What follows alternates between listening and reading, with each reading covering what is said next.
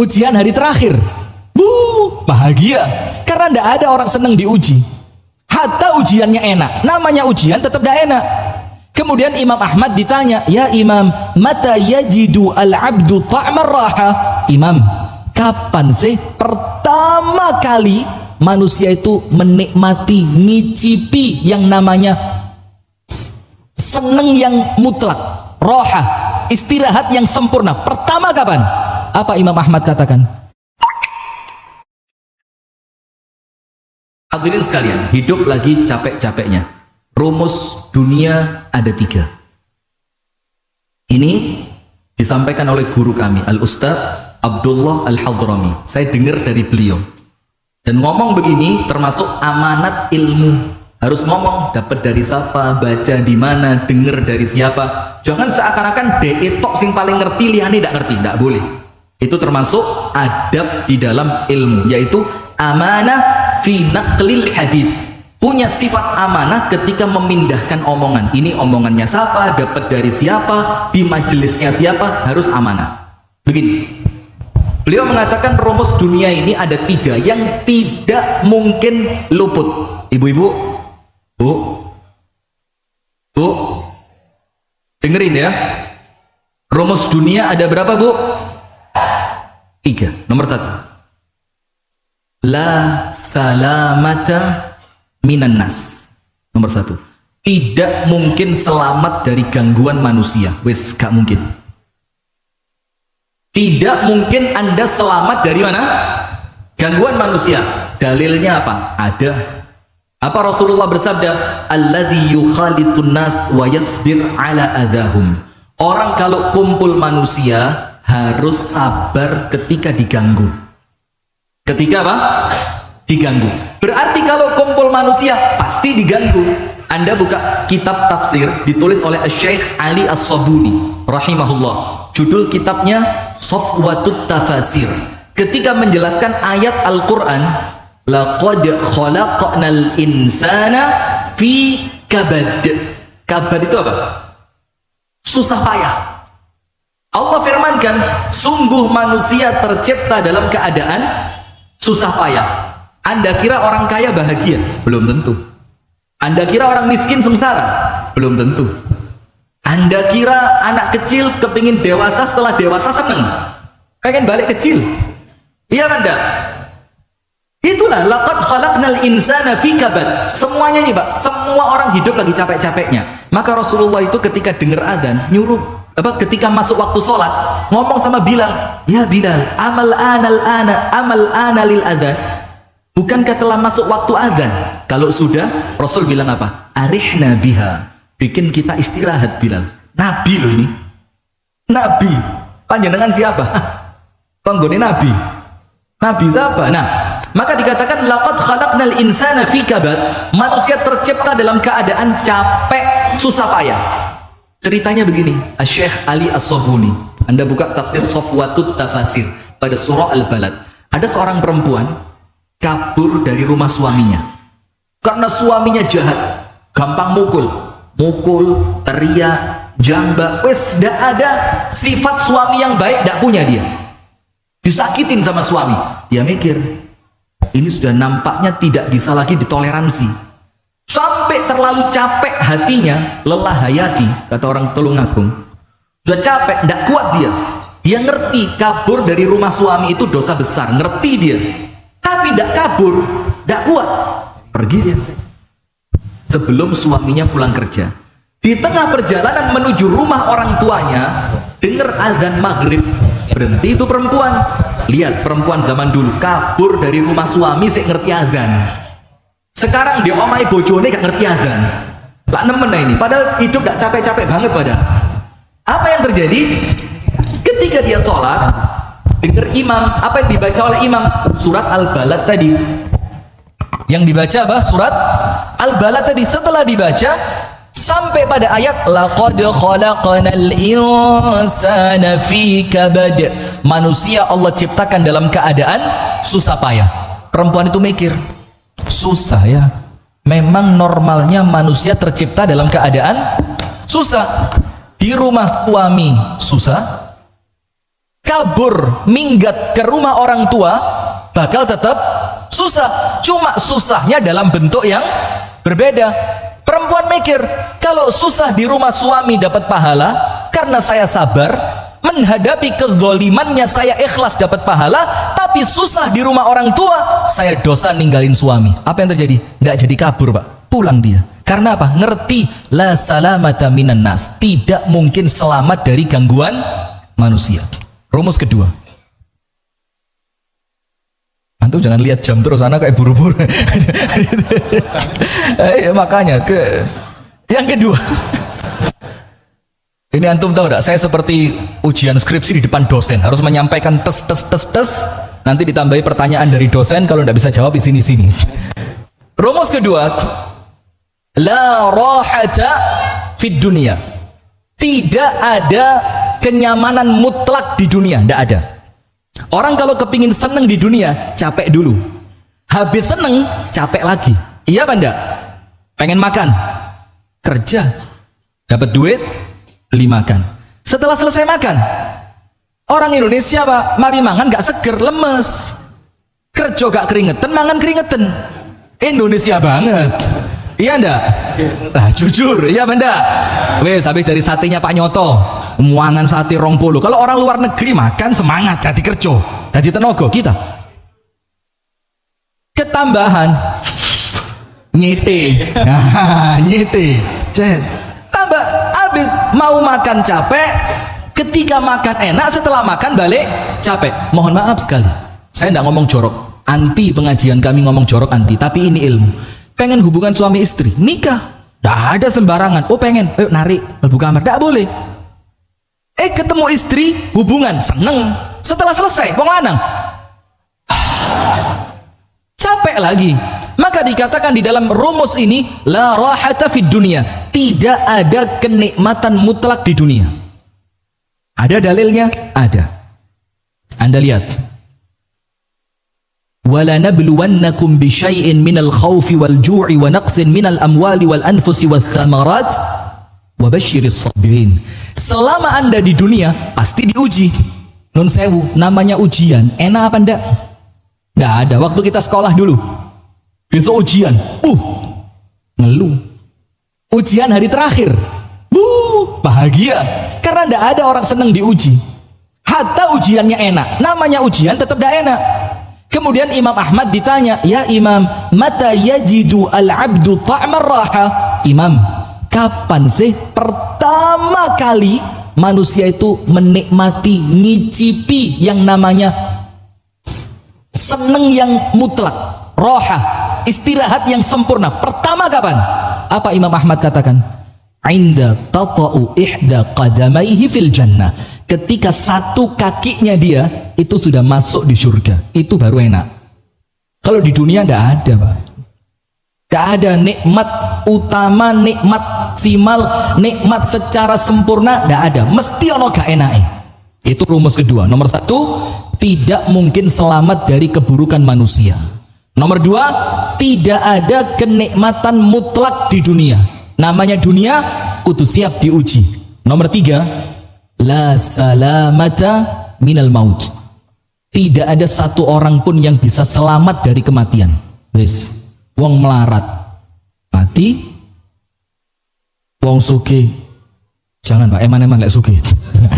Wong sugih juga mati. Maka kalau lagunya siapa Ustadz siapa itu, orang kaya mati, orang miskin mati, semuanya bakal mati. Dan itu tidak pakai lagu pun kita ngerti Pak.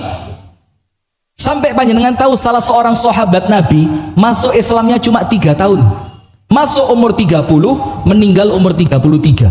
Ketika dia meninggal, itu singgasananya Allah redeker.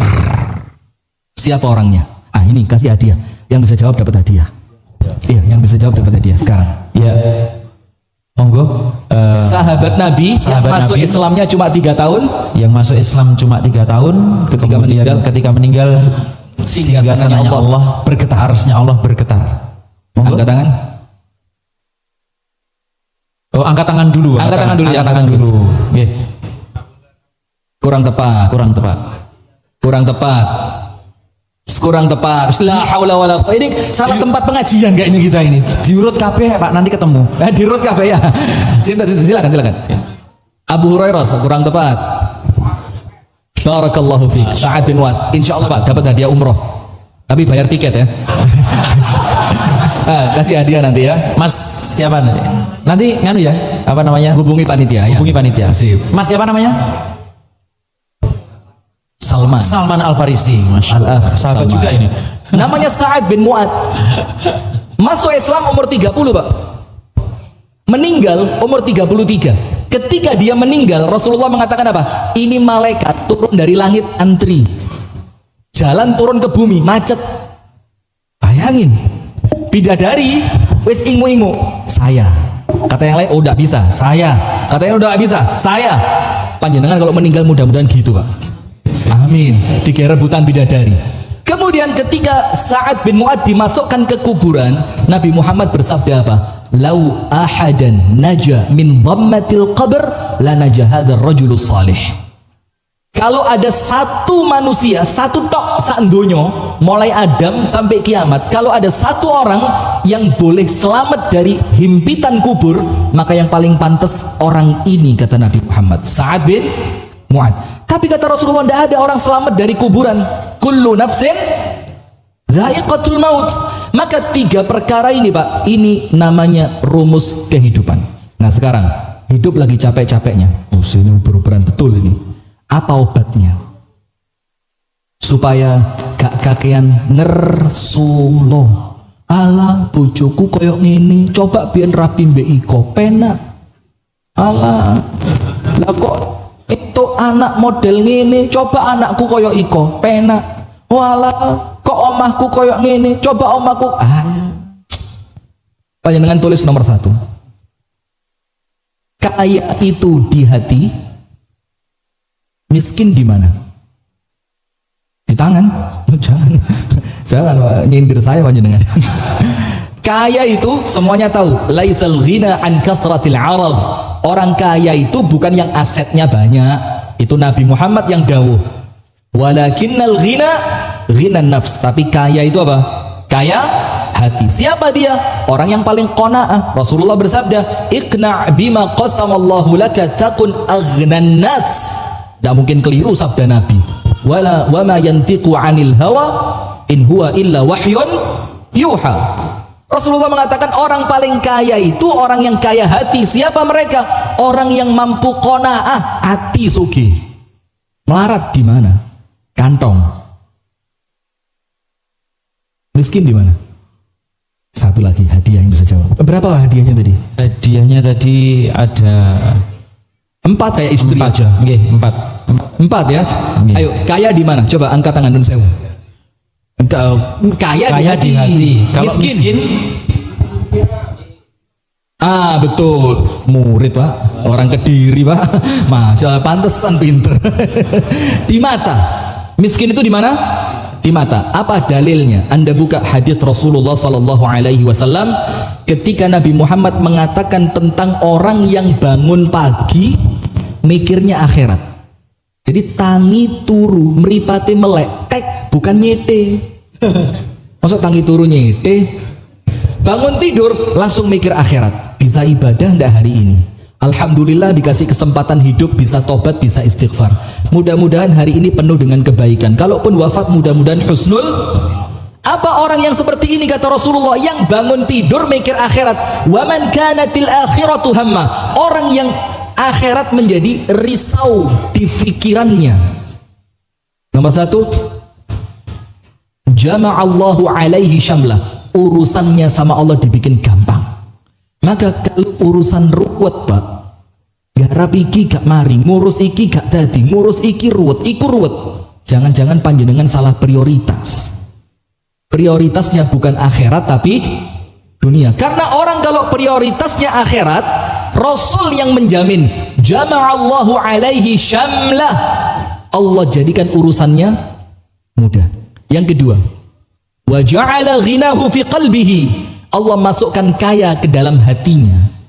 Nomor 3, wa atathu dunya wa hiya raghimatun. Dunia yang datang sama dia. dalam keadaan dia memandang dunia itu apa sih dunia iki kok ngetek keram karo aku. Itu kalau akhirat. Kalau dunia, hati-hati. Waman kanatid dunya hammah, dan barang siapa yang bangun tidur mikirin dunia, dino iki aku mangan sopo. Lu iya Pak, sekarang bukan mangan opo. Oh mangan opo cemen, belum jadi politikus itu. Kalau sudah jadi politikus ngomongnya beda. Hari ini siapa yang saya makan? Bismillah. Memang biasa kalau sudah roto kebanteran itu. Nah, nanti aja. Panas betul ini. Bisa tambah panas ceramah saya ya. Nah sudah. Orang kalau dunia sebagai tujuannya, nomor satu, farraqallahu alaihi syamlah, urusannya ruwet. Nomor dua, wa ja'ala faqrahu baina ainai, Allah letakkan kemiskinan di matanya. Dan dijelaskan oleh para ulama, kenapa miskin diletakkan di mata oleh Nabi Muhammad? Karena orang itu merasa miskin kalau matanya salah ngelihat, yang dilihat abah terima, yang ngerasa melarat panjenengan. Yang dilihat jangan orang yang mentereng. Bingung. Maka miskinnya di mata, punya tas bagus rego 500.000. Ikut arisan ketemu ibu-ibu pakai tas Herpes. Wah, sudah 500.000 kayak tas 5.000 regane. Salah melihat, circle-nya salah. Dan yang ketiga, walam ya'tihi minad dunya illa ma kutibalah. Allah tidak berikan dunia kecuali apa yang telah Allah takdirkan. Nah, maka nomor satu hadirin, ingat, kalau panjenengan merasa uripku kok capek ya, jangan-jangan meripat panjenengan salah gaul. Wis salah, nyete di warung pinggir mawon. Nggak usah nyete di kafe, melarat-melarat. Coba nyetenya di warung pinggir, yang kopi regane mek 1.500. Ledeke kental. Oh 3.000 sekarang, Masya Allah. Sudah mau ya, ini bikin susah betulan ini. Nah, maka akan bahagia. Itu rumus pertama Pak, supaya hidup tidak terasa capek. Nomor satu, perhatikan pergaulan panjenengan. Kalau gaulnya sama ahli masjid Pak, ndak ono ngomong dunia Pak. Tenang, bagaimana noto husnul khotimah, bagaimana nambah ilmu, bagaimana noto ati, bagaimana ibadah bisa lebih tumak nina, bagaimana rumah tangga bisa menghasilkan anak-anak dan pasangan yang qurrata a'yun. Itu kumpulannya lek kena. Sekarang perkara kedua, panjenengan buka surah Al-Ma'arij. Surat apa? Al-Ma'arij. Innal insana khuliqa halu'a idza massahu asy-syarru jazu'a wa idza massahul khairu manu'a illal musallin alladzina hum alladzina hum ala salatihim daimun. Innal insana khuliqa halu'a. Ini poin kedua. Manusia itu Allah ciptakan memang Pak settingan pabrik aslinya, tanpa kita menyalahkan Allah. Yang ngawur kalau nyalain Gusti Allah ya. Innal insana khuliqa halu'a. Halu' apa halu itu? Senengane mengeluh. Teko nang omahe wong mertamu disuguhi teh, udan-udan kok teh, jane ya kopi. Loh, kok panas. Sudah datang jahe kok panas.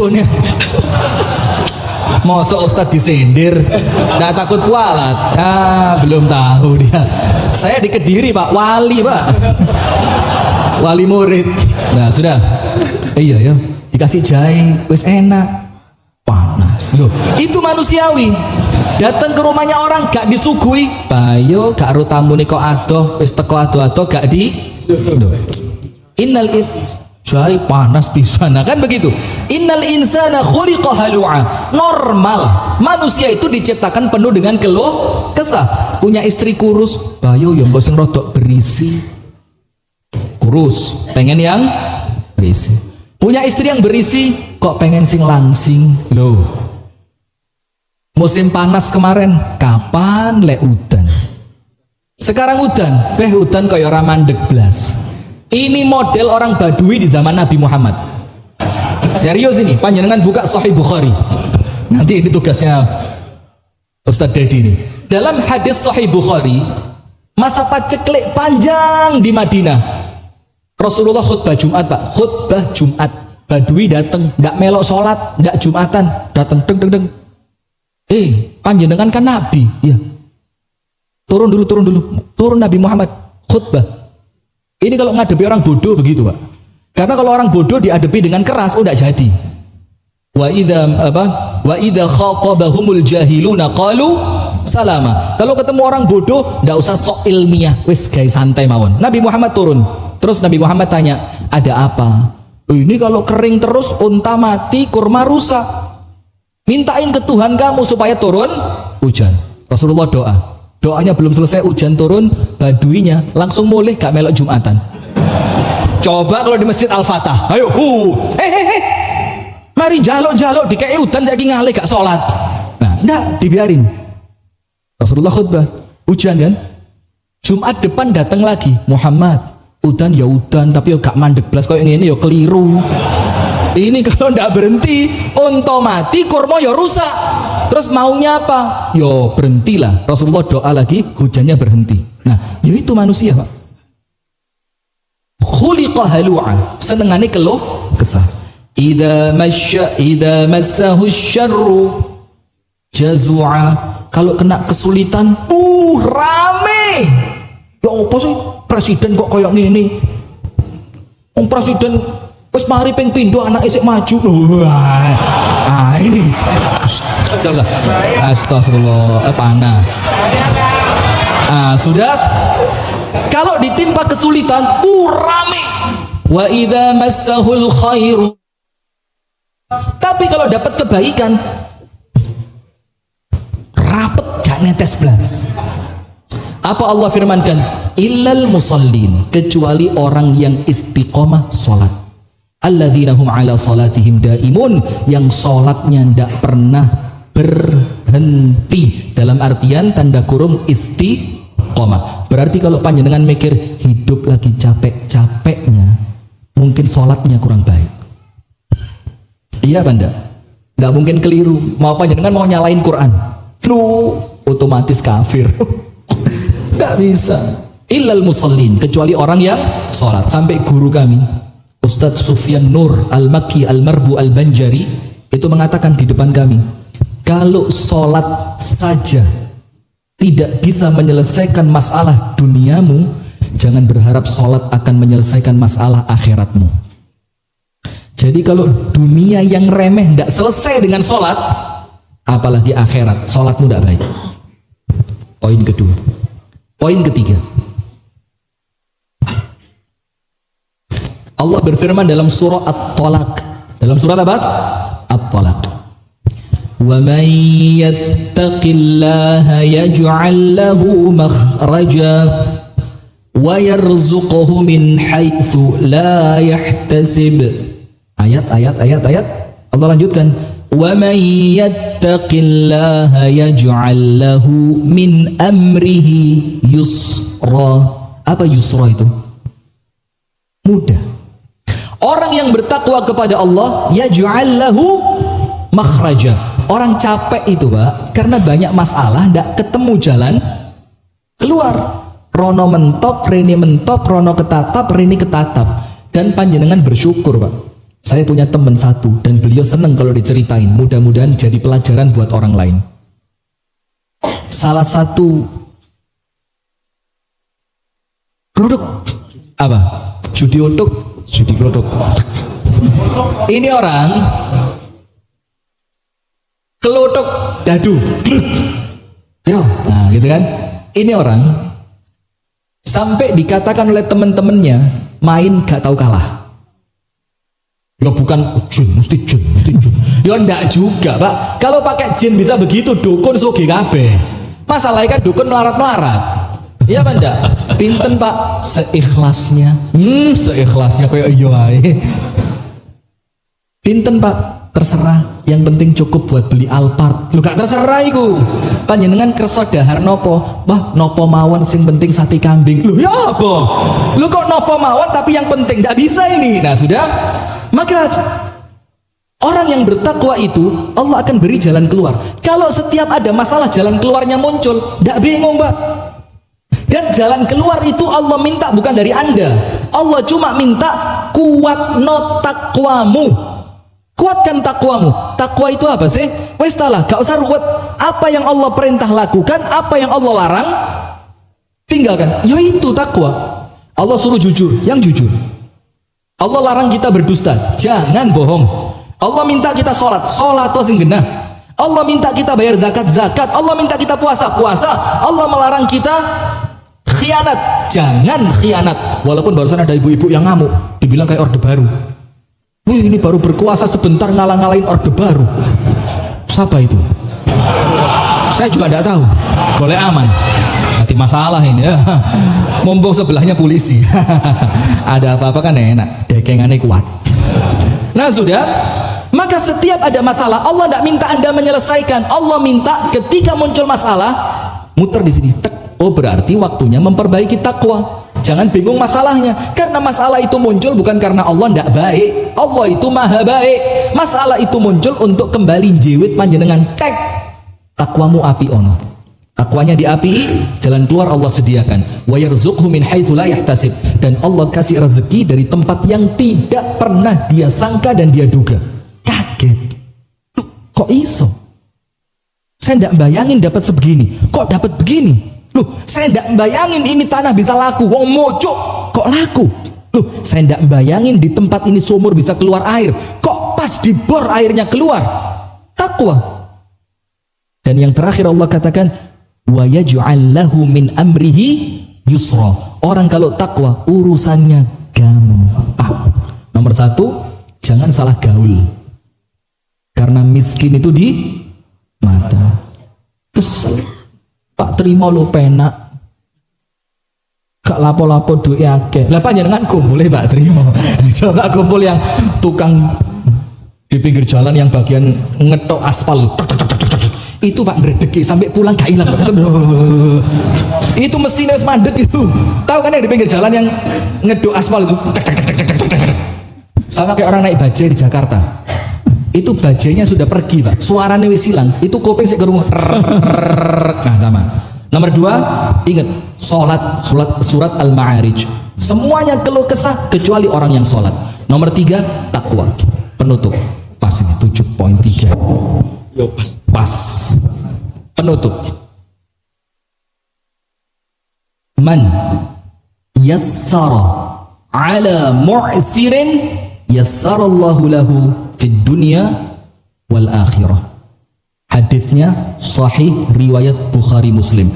Barang siapa memudahkan kesulitan orang Islam di dunia, Allah akan berikan kemudahan untuk dia 2 kali lipat, dunia dan akhirat.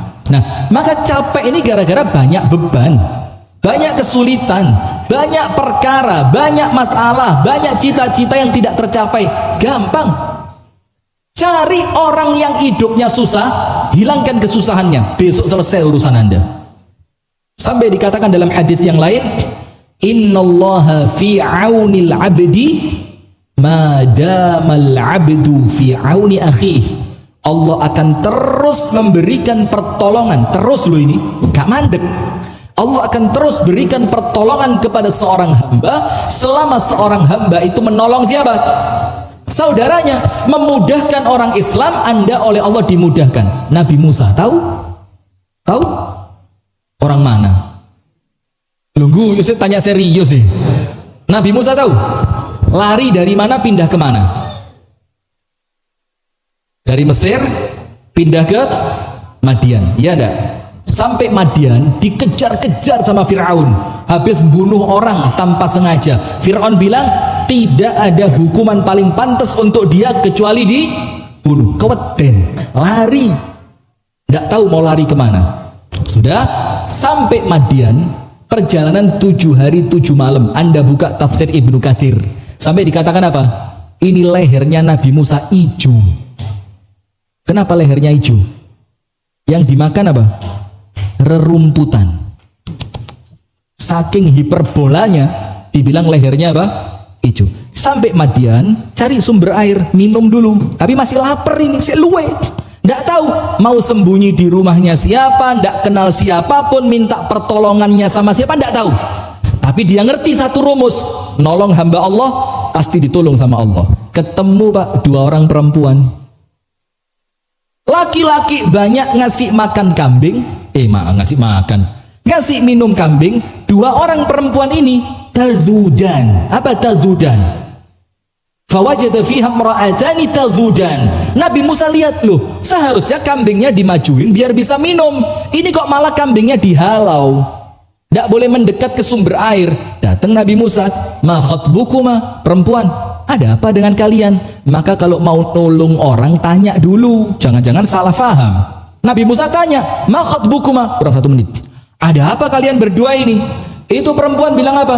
La nasqi hatta yasdirar ri'at wa abuna syaikhun kabir. Saya tidak mungkin ngasih minum kambing saya sampai lanang-lanang itu pergi semua. Coba lihat, ketoro le anak wong genah ini, tidak mau kumpul laki-laki.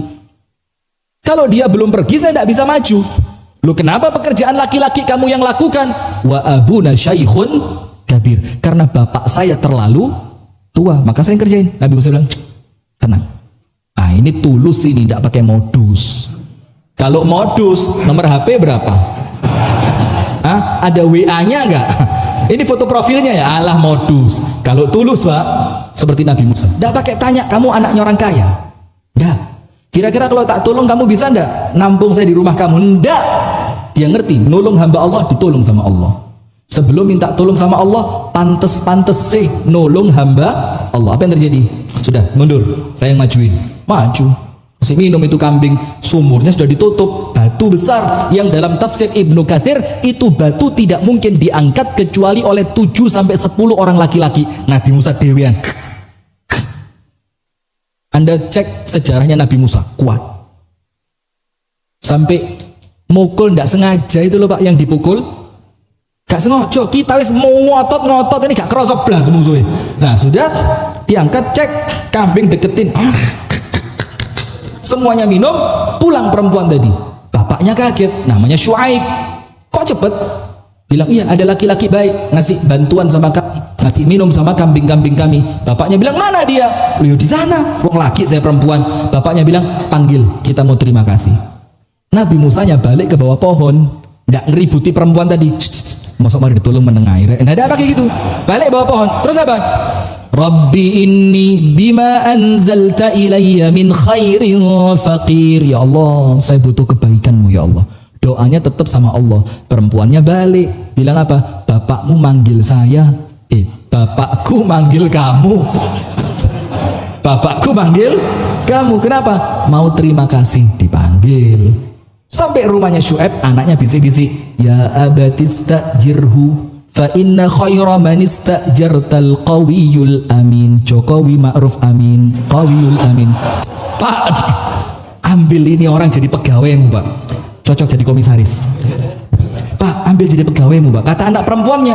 Karena sebaik-baiknya pekerja itu al-qawi, kuat fisik, kuat pikiran, al-amin, amin. Anda ini tolong jangan diarahkan ke sana. Ini masjid harus netral ini. Nah sudah, yang kuat akal dan ototnya amin, dan orangnya amanah. Dan Nabi Musa kuat dan amanah. Akhirnya diambil jadi pekerja, bayarannya apa? Dinikahkan sama putrinya. Nabi Musa ngerti, nolong hamba Allah dulu, baru sama Allah ditolong. Barakallahu fikum. Lewat 2 menit, mohon maaf ya. Tolong